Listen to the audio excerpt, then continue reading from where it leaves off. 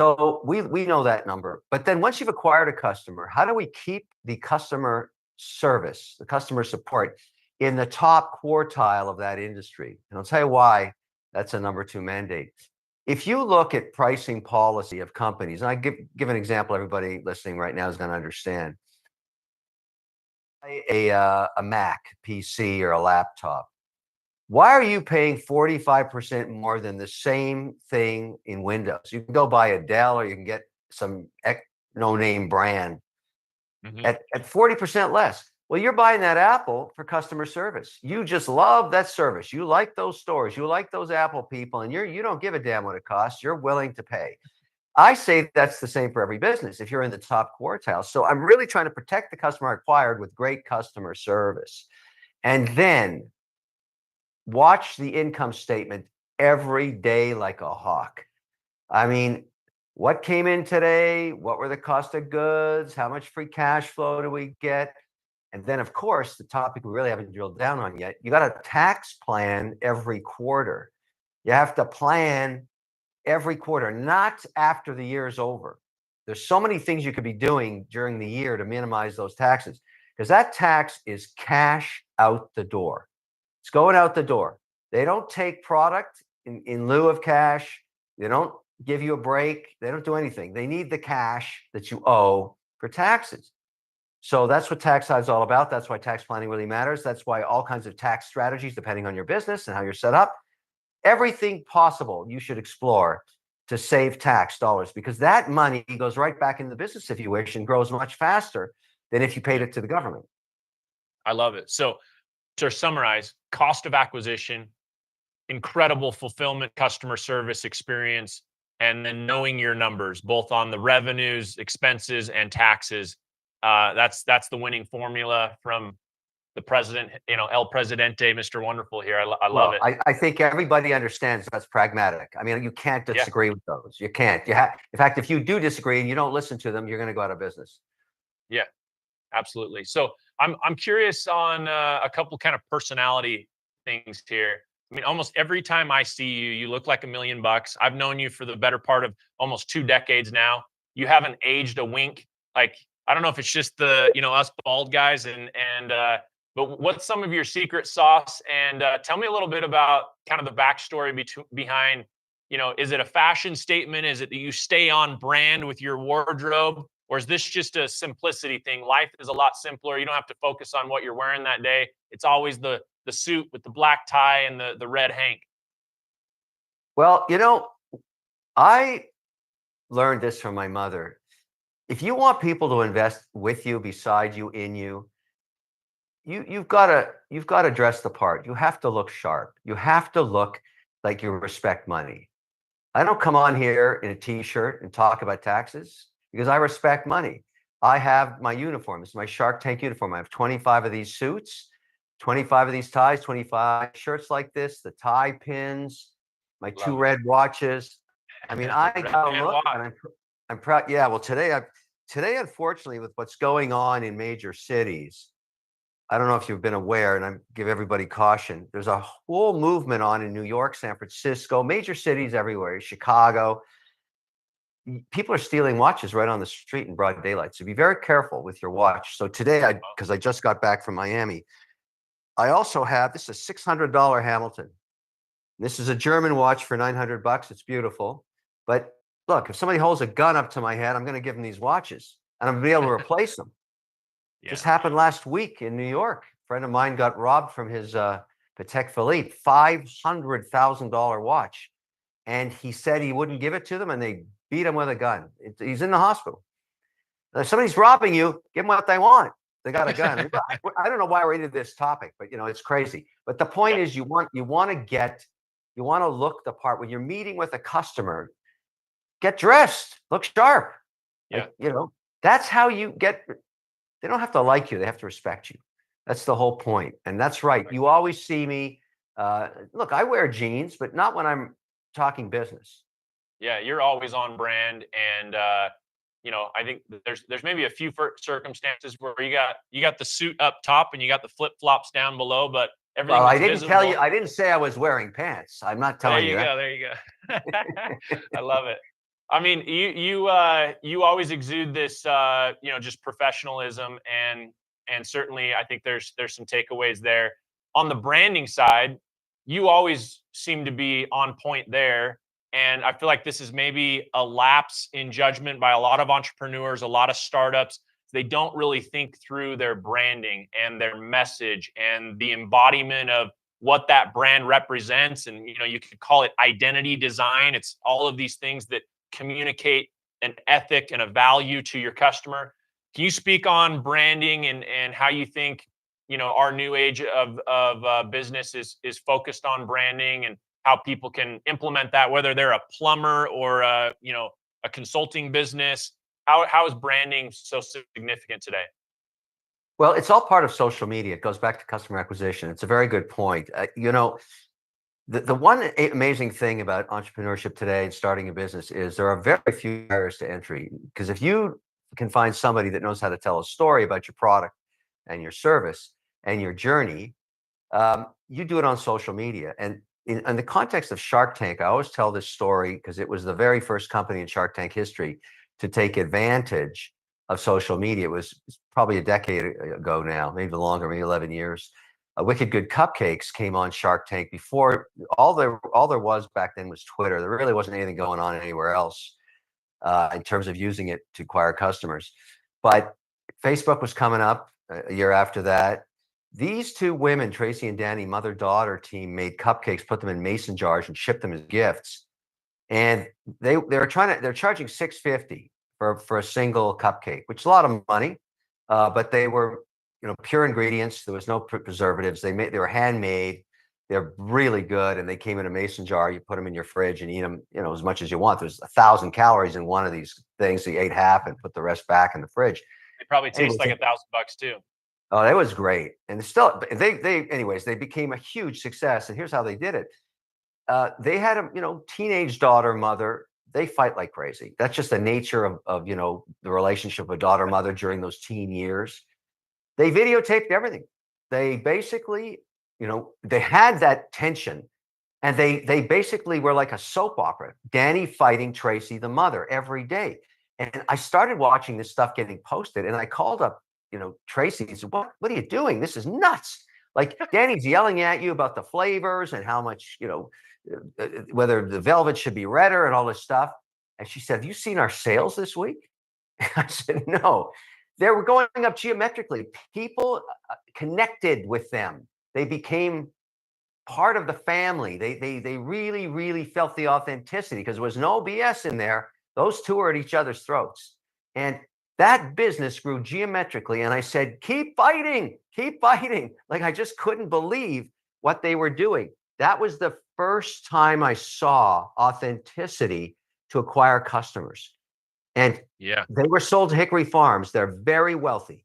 That business went into the moon, right to the moon, because people believed in their product and what they were doing, and they believed in the family business, and they wanted to support them. I hope everybody understands what that is. Like, that's on social media. People can smell, if you're disingenuous, a mile away. They want authenticity. They want authenticity. Authenticity certainly sells, and I think it's a product of social media creating so much fake, fraudulent, personalities, and people only putting forward their best self. And I think the age of high production, high value, not necessarily high value, but really high production content is being substituted by the person that just holds up their phone and speaks into it. And yeah, I mean, the economy of authenticity, I think, is winning out right now. I agree, and I don't think it's ever going to change. And so when we think about messaging out of all of our businesses, I mean, there's some basics you have to have. I mean, people are going to go look you up, your product or service online. So you better have a LinkedIn page, who you are, nice suit on, good picture of yourself. Your website should be kept and maintained. If it looks schlocky, people are going to say the business is schlocky. So, and then you got to have somebody, hopefully in their 20s, that knows how to do social media on all the different platforms. I got a huge social media team. There's about 6 of us now that are full-time generating content every day. We coordinate with the networks. We put out stuff daily. We want to stay in the narrative. I'm obviously very pro small business in my discussions about politics. because but I, you know, I have in my portfolio, I've got every gender, every sexual identity, every color from almost every country. I don't care where they came from or, what their preferences are. I only care that they can execute on their mandates. And, I'm completely unbiased. If you can come from Mars. I don't care. And as long as you can do your job for me, I'm going to hire you and you're going to make a lot of money. That's the way I look at it. So, people say, what about gender this, gender that? I say, I don't care what gender you are. Can you work? Can you execute? And that's the way I think we should treat everybody. It's one of the things I love about you. I remember an event that I was at with you many years ago, and you shared this story of how across many of your businesses, women are leading out, and you always kind of quickly volunteered, "Hey, I'm not trying to start gender warfare. I would, have a goat run my business if they were the best at it, right?" And it's certainly something that I think that as business owners we care about hiring on merit and getting the most out of our people and utilizing the people with the best skill set to get the job done. And Yeah, so I mean, I look. certainly, It's true. It's 70% returns come from women. You've met some of them at my seminars. Sarah Poo. It's interesting. Maria, who runs my finance, Filipino. Nancy Chung does all media of Chinese descent. These Asian women are incredible. I mean, yeah, they're just really good, and I just don't care where you come from. Anaskaya, Russian. Like, think about her. She killed it with base paws. Like, I don't care what your sexual orientation is. I don't care about any of it. yeah. Can you deliver in terms of executing your mandate? That's all I care about. Yeah, and certainly in the case of the cupcake business, right? The mother-daughter combo. I'm in one of my side hustles is actually a father-son. I'm in, the pickleball business with my dad. And there's I think so much magic there with the authenticity and those, relationships and weaving those into your business. You talk about these startups going to the moon rather quickly. I feel like everyone in the room downstairs with this Tax Hive Accelerator event, they all flew into our headquarters this week, looking to grow, looking to scale. One of the questions here, this is from Katria. She's development by design is her business. She's a web developer. She runs a design agency.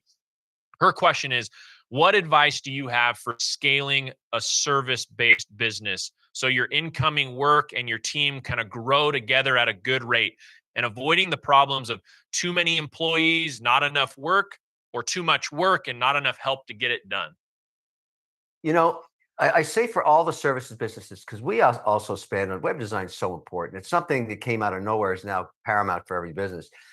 But what I found works the very best in scaling that business is customer testimonials. Is on the website 5 testimonials from different sectors for her customers that are willing to take a call from somebody that's doing due diligence, because nothing is more powerful than a customer that's, like I said earlier, customer service, a customer that's very happy with the outcome, that's willing to say, yeah, I use this service, really like the team, paid the price, and they grew my business.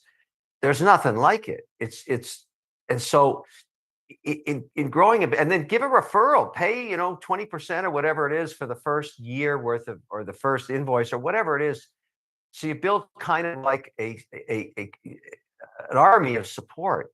But in professional services, whether it's lawyers, web design, writers, editors, people that tell stories in social media to acquire customers, I can't tell you the power of just testimonials. Just unbelievable.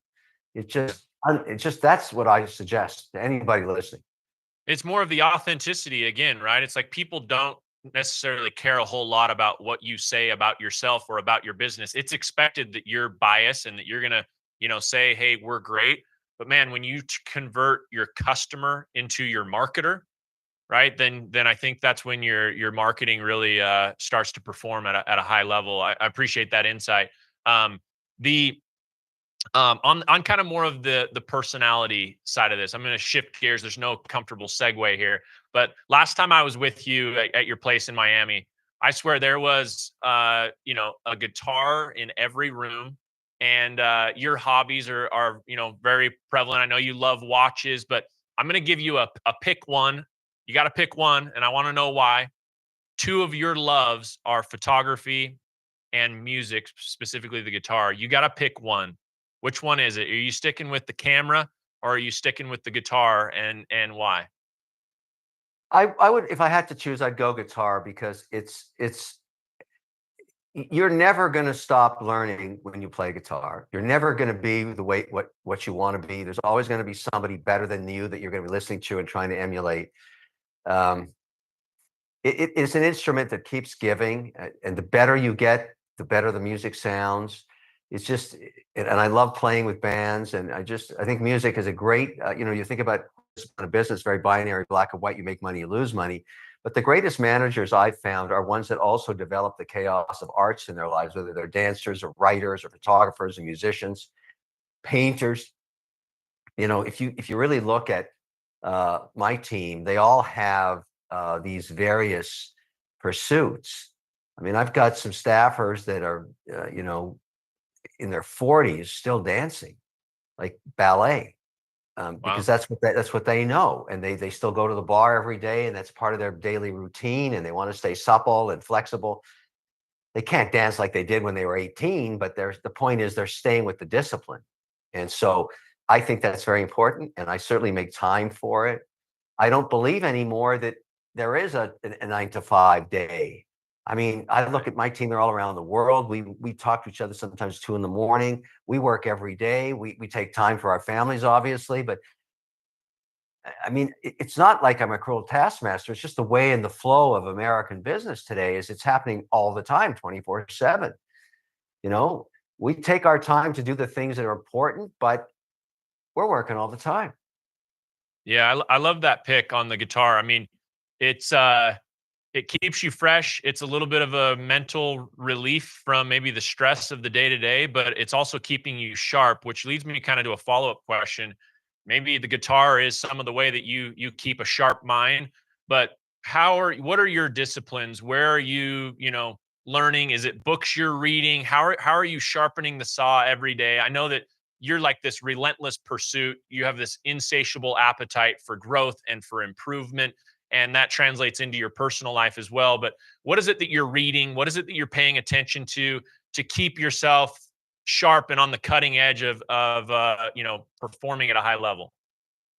Well, I'm always learning, like you suggested, and I think what you're bringing up is very important.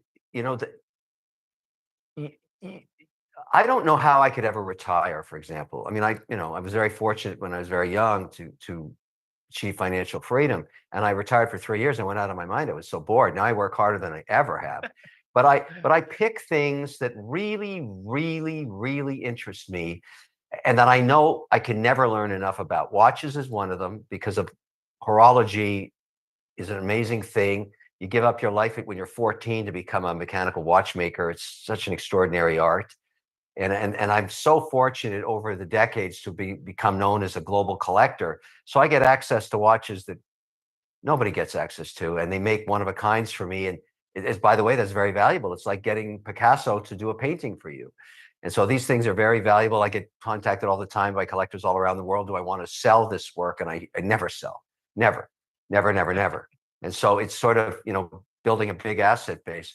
And the other is to learn from others. And I'll give you an example of that too. I would talk about guitars. I have a lot of guitars. I was a shareholder in Fender for a while, so I have very unique Fender guitars. In fact, I have two made for Shark Tank guitars with every Shark signature on them, and I'm going to auction one of them one day. They're Fender Strats.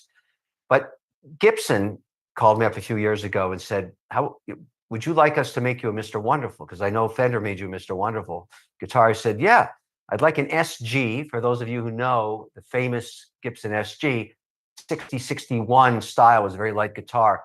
I would like to commission one of a kind Mr. Wonderful SG, and that means you're going to imprint that fretboard with Mr. Wonderful in it. And we spent a year designing this beautiful guitar.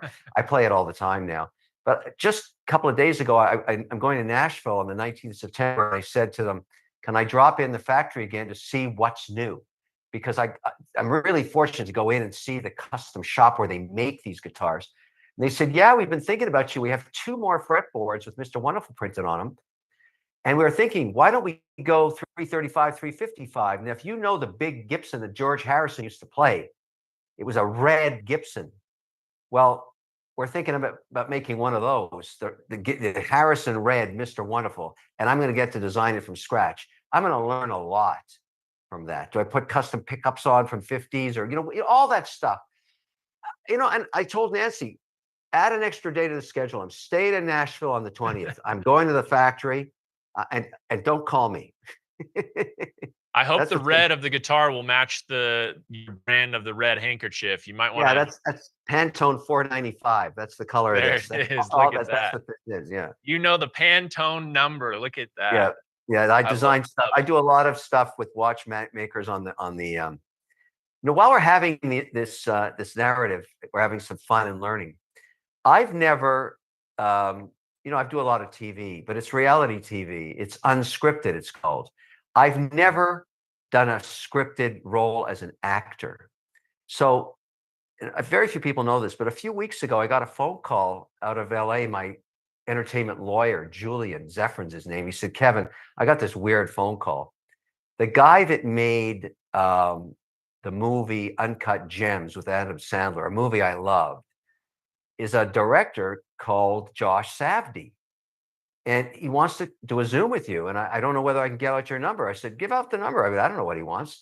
So he calls me up. He says, hey, listen, Kevin, I'm doing a new movie called Marty's Supreme with this hot kid, this new Leonardo DiCaprio guy, Timothy Safdie, I think or Timothy Charlemagne, I think is his name. Anyways, a lot of people know who this guy is. Winona Ryder and Gwyneth Paltrow. And there's a character in this movie called Milton Rockwell that brings the pen, the ballpoint pen from Argentina to America in 1948. And he's one of America's first billionaires. We think you're him. I said, you got to be kidding.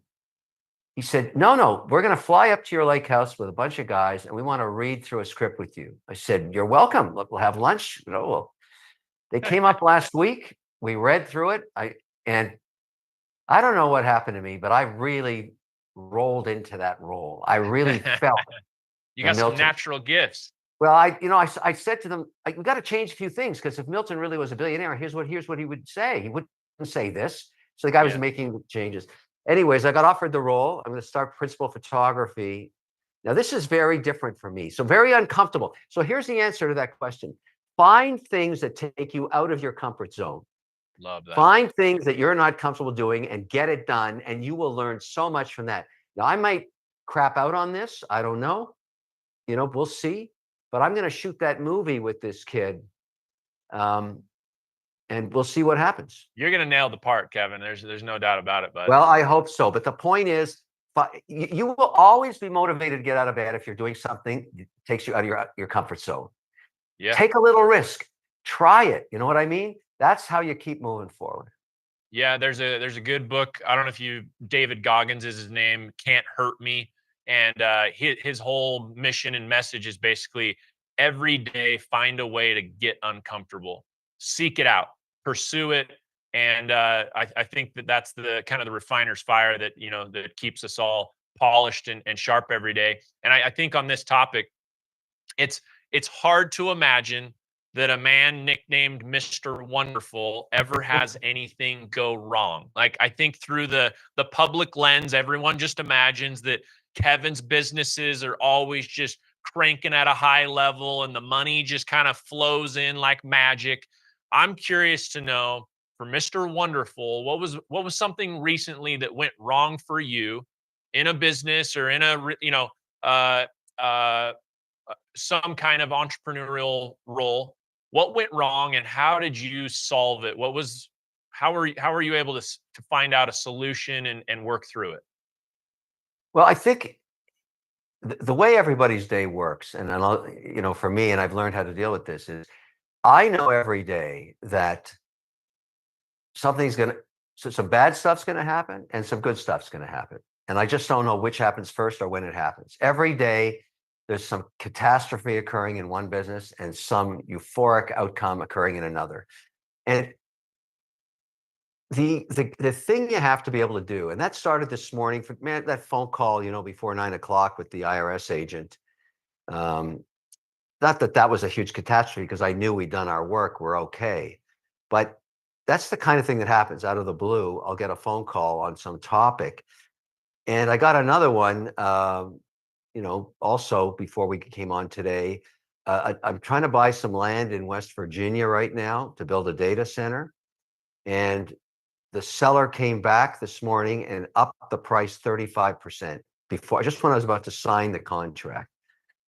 And I got to do some soul searching on that one because that changes the economics of, we're talking millions of bucks here. I'm Yeah. buying 180 acres of land. Um, Anyways, I'm thinking about it. So it's sort of like these things come at you. And so you have to have the ability, and I tell everybody this. So here's the message in this thing. All day long, there's two types of signals coming at you.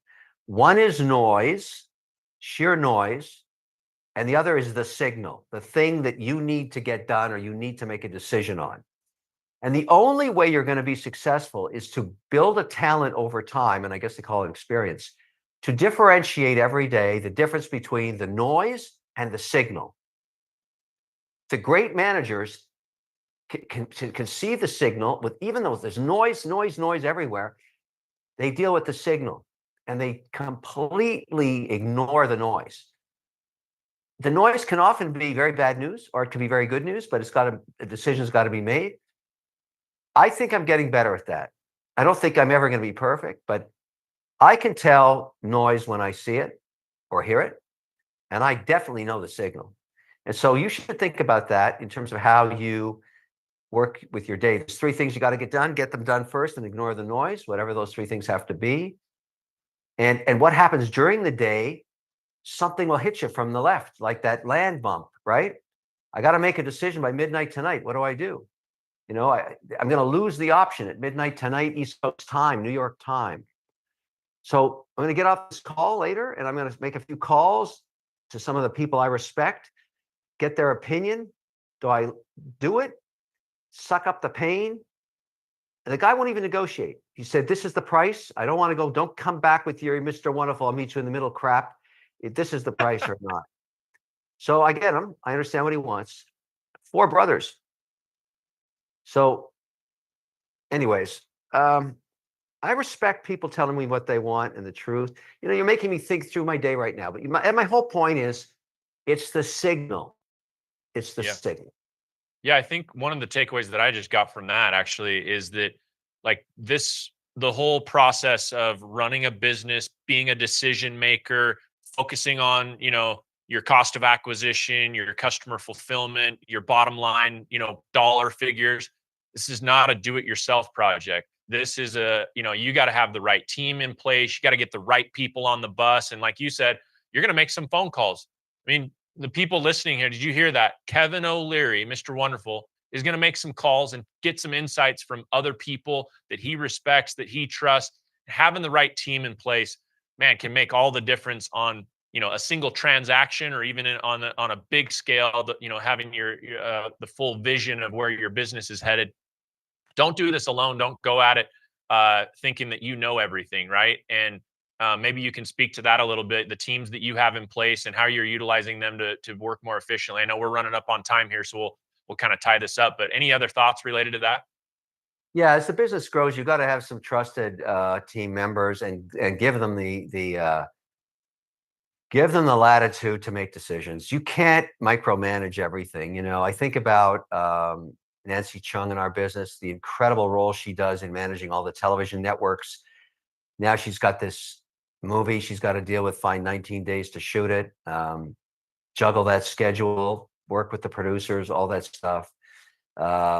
Paul Palangin, who runs O'Leary Ventures, he makes the decisions for the deals that we see deals every day, and we have a huge portfolio. We see deals all the time.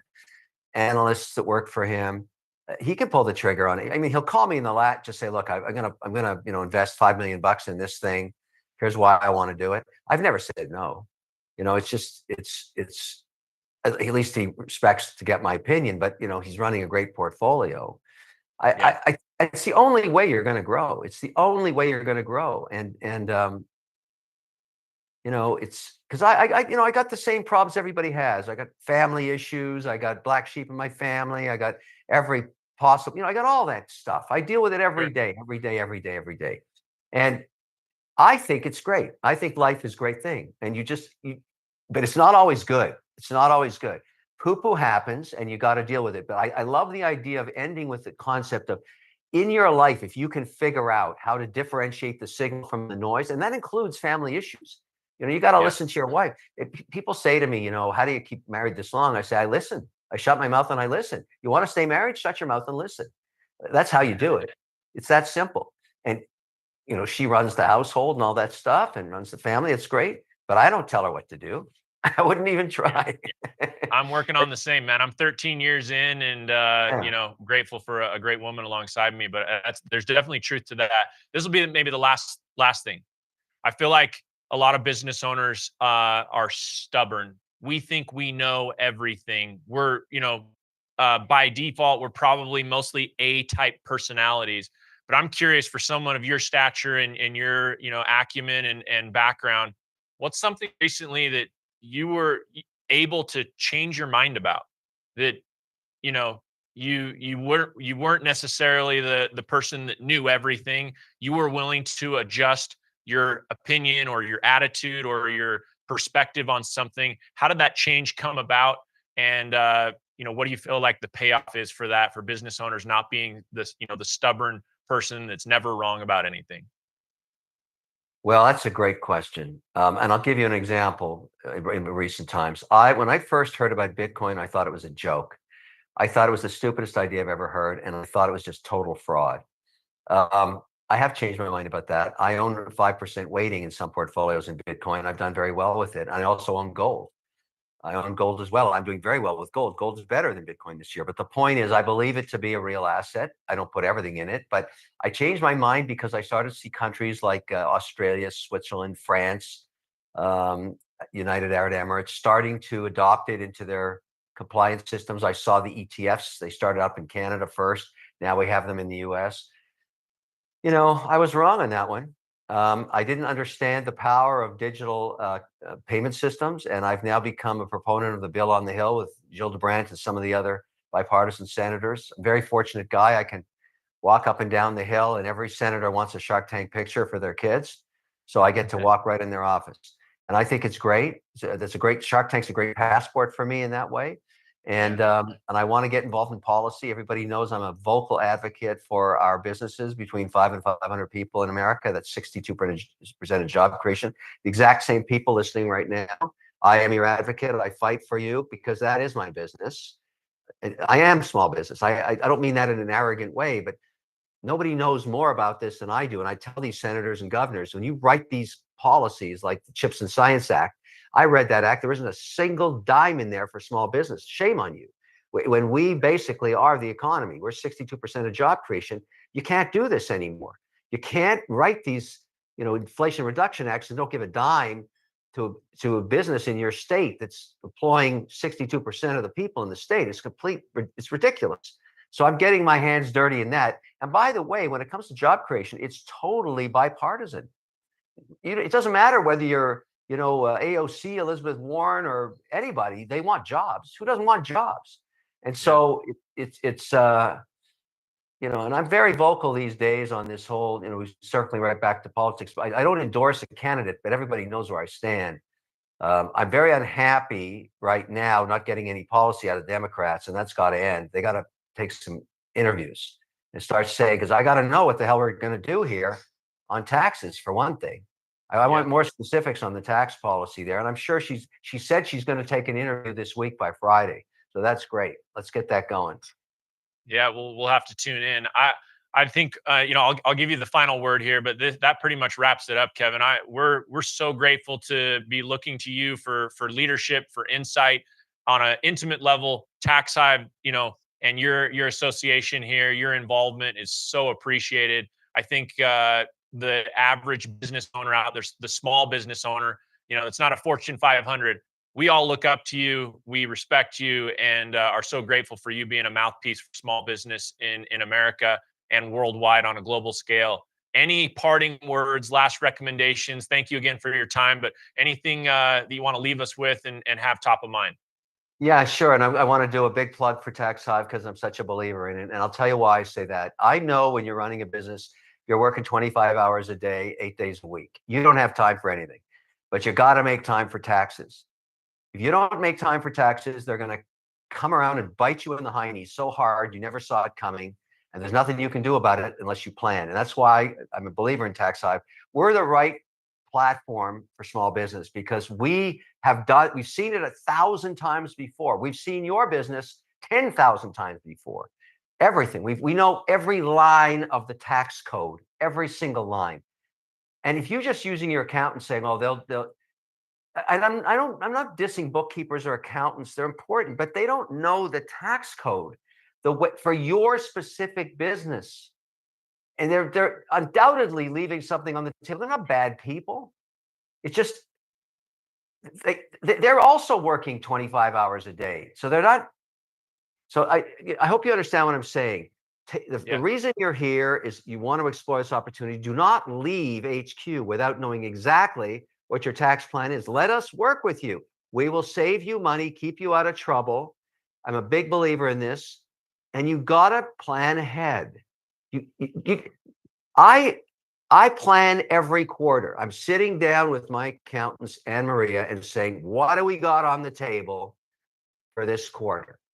Where are you guys going to save me another 2%? Where are we going here? And I'm going to keep squeezing your head till you find me the 2%. I know there's 2% somewhere. That's after they've already saved me 20. So, it's sort of keep asking. You're going to find it. And I don't mean break the law. I mean, that anyways, I could talk for hours about this, but I think it's I important. love when you riff, man. That's where the magic is. Yeah, you have to. I have really gotten to understand the importance over the years of tax planning. And I want everybody listening to make this your primary mandate, at least for 5 hours a quarter, at least, and you will save money. That's what will happen. Yeah, love it. Well, Kevin, we're grateful to you, and we're always paying attention to your voice in business and all the other landscapes out there. Thank you so much for imparting some of